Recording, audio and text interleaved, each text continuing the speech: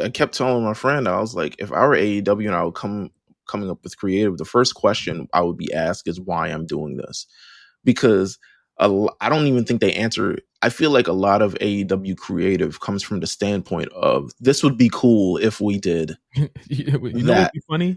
Yeah, Yeah. one of those questions like those. But it doesn't come like actually like, why are we doing this? Like, what do we want to gain from this? Ultimately, like, where do we want this to kind of go after and even during it? And I see Adam Copeland and Christian Cage versus FTR, and it's like, that's a matchup.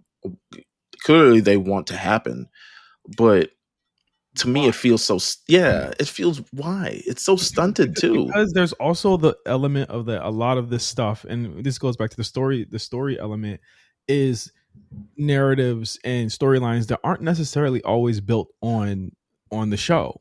Like Yeah. a lot of AEW is so insider that it's like exactly. You're walking into an MCU or a DCU movie, and you're in this is the 6th movie of a 20 movie series, and you're like, well, what do you mean these guys had a story, or Edge lives around the corner from them, and you know what I mean? Like, this isn't stuff that's actually built anywhere on TV. And if you remember, even the outset of the stuff like no, that, they're going to tell you.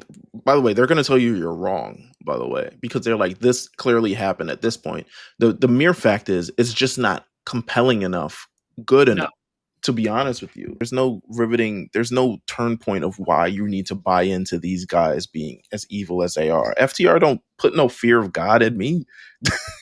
FTR.